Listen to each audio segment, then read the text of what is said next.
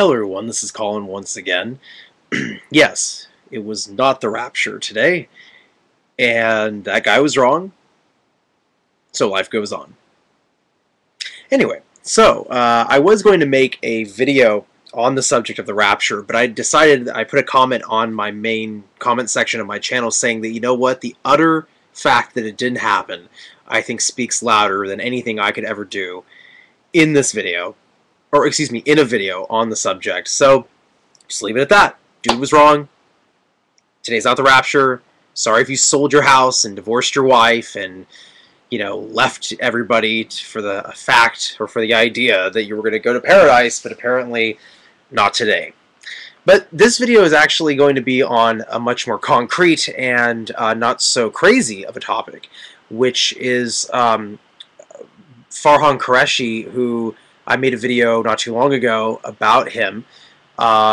He actually did another response to not just myself, but Brother Yahya Snow and Brother Jibril. And he entitled the article An Explanation to My Muslim Friends. And he wrote a very long article. And it was very well written, where he explained himself. Not that he really needed to, but he wanted to, and I think we should, you know, appreciate him for that. So I'm not really, you know, my response to it is essentially that, you know, he defends his point. He basically says that he is a student of knowledge and that he, you know, wants to do more research, and I can respect that. Because I'm going through the same thing myself right now as far as looking at different perspectives. Like I said in my past video, I'm becoming more like a sponge. I'm taking a lot of information, and I'm not really sure where it's going to take me. And I've been pretty consistent about that for my most recent videos. And I want to highlight some of the things that Farhan says in the article because you can read his article. I'm going to link it in this video, or in the more info section of this video. So I'm not going to go through point by point. I'm not going to deconstruct it because I think other people may decide to do that. So if someone else is going to do it, then that's fine. But I want to hit some of his highlights because the majority of the article, I had no issues with it. Because again, how can I have issues with him expressing his perspective on these subjects? I can't. You know, I may not agree with 100% of everything that he said, but really with where he's coming from, I don't really mind where he's coming from personally. He did talk about two main points I want to mention with what he said in the article. One, you know, and I had made this point, and I believe he addressed me directly in this in the article, where he talks about, you know, basically using faith freedom, because I had mentioned that in my previous video. He's using faith freedom as his foundation, or as his, I'm sorry, you know, my vocabulary, not his foundation, but he's using as his venue, if you will, to voice his newfounded opinions. And I thought that was very odd because, as I said in my last video, Farhan is a better man, in my opinion, than Dr. Ali Sina, David Wood, and Sam Shimon combined. And even if you were to combine those three guys, Farhan would still be a much better individual. And so it really confused me that he would be using faith freedom as a platform to voice his new opinions. Now, he said, and I'm going to read it, he mentioned that, you know, I want to discuss why I chose faith freedom. I conversed with Dr. Ali Sina and felt that my approach could bring about a breath of fresh air in the midst of animosity, hostility, and negativity. I informed Dr. Sina that I would continue to honor the spirituality, moral stability, character development, and discipline that can be absolutely be derived from Islam, or rather traditions for that matter. I informed him that my perspective on Muhammad ibn Abdullah, may peace be upon him, and the Quran is quite different than his. My perspective of the Quran and Muhammad considers their 7th century circumstances. And so then he goes on to talk about, you know, he gives an example where the association, in other words, and I agree that association is indeed a fallacy, and Farhan says this, and it's also a red herring as well, appeal to the emotions of an audience, he says. And I agree with that. I mean, I wasn't insinuating that because, and granted, I think people get kind of scared when they see that you are, you know, and I think since you are a student of psychology like I am, I think it's natural to see that someone has joined a group, and then instantly you naturally will think, well, therefore he must actually agree with all the views that those people share. I mean, whether that's a logical fallacy or not, I think it's a natural one that we may all make. Now, I certainly, when I made those statements about you, Farhan,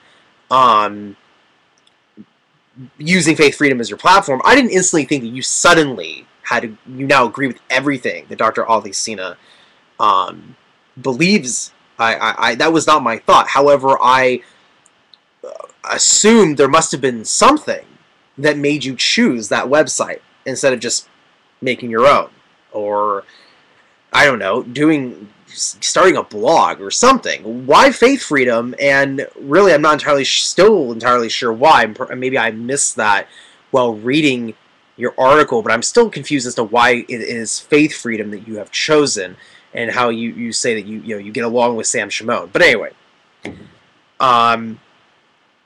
you then mentioned how you could cite certain examples. You could say that I can be impressed by Maududi's thoughts concerning a particular issue, or I can support George W. Bush on a particular given policy he enforced, but does not necessitate that I consider myself part of Jamaat Islami, Maududi's political movement, or the case George W. Bush. I'm a Republican who now supports the war in Iraq. No, and of course and you talk about how you debated Sam Shimon, you quoted a rabbi, but you're quoting the rabbi on a particular point, and you were saying that you agree with, of course, everything that the rabbi stands for, i.e. Judaism. So I agree with that. I've used tafsirs, I've used like Muhammad Assad's tafsir, and just because I cite Muhammad Assad, I've had people who've done the same thing to me. Have said, well, wait a minute, you're citing Muhammad Assad, but Muhammad Assad had these views on these things, and so therefore they assumed that I had similar thoughts. And I agree, that sort of association is indeed a fallacy. However, I want to point out, Farhan, that I am not the only one who is kind of confused about why, out of all the websites, you chose faithfreedom.org, because I went down to the comments of people who commented on your article, and a lot of people were giving you crap. A lot of people were saying that you, what was it? They basically they kind of thought you were wishy-washy. It's like, okay, because I think they're used to reading articles on faithfreedom.org where someone's totally bashing Islam, and I'm sure you know this. In fact, I would be willing to say that you do know this. This is the nature of these websites. This is the nature of these sites. It's not to have any respect for Islam as a religion. And reading your article, it seems to me, you still have respect for elements of Islam. You still have respect. You said in the video, and I've been researching this as well, the Mutazilite, the school of thought of Al-Qaeda that looked into philosophy and reason and logic during the golden age of Islam, and it seems like you have more respect. And again, I'm repeating myself. You are a better man than these people.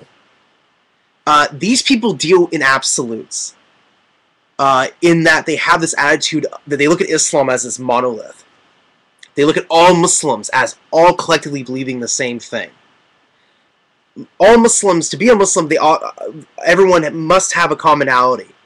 But as this individual, Max Mueller, the father of comparative religion, and I don't know if you've read him, Farhan, he makes it very clear that religions change over time. The external practices change. To say that a religion is the exact same way it was when its founder was walking the earth would be not a correct statement. And that also, similarly, not every practitioner in every religion is a clone of the next practitioner. This is a logical way of looking at religion and religious people.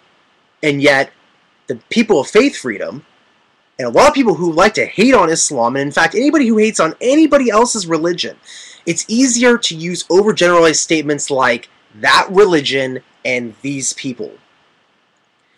And indeed, Ahmad's Quran 5, and even though I don't really deal with him anymore, I occasionally like going by, I'll watch one of his videos just for,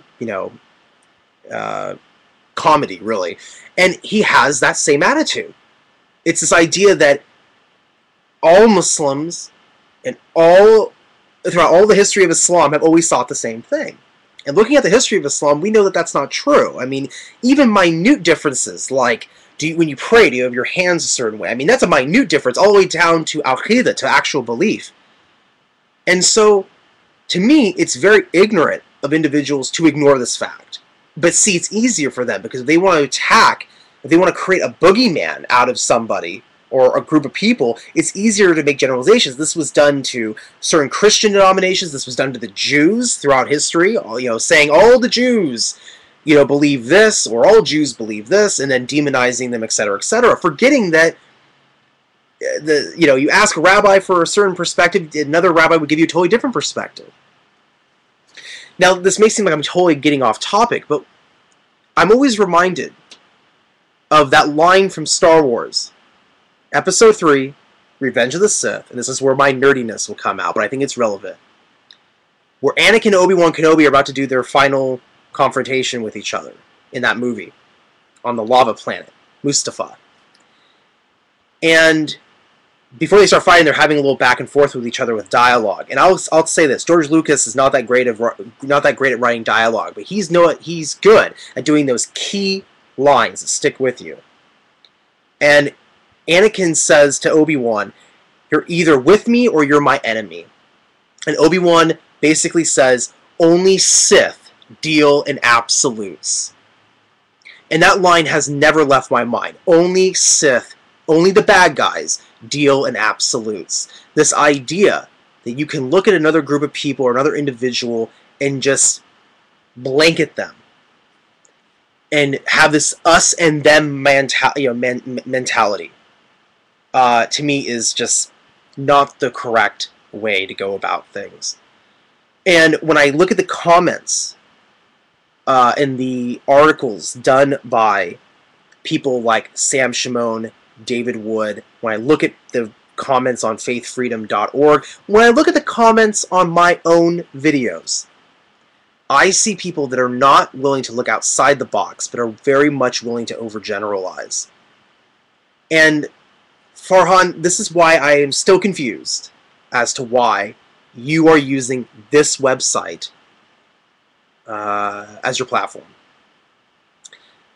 Again, I'm not guilting you by association. And I know, because for the record, I know you do not think 100% like they do.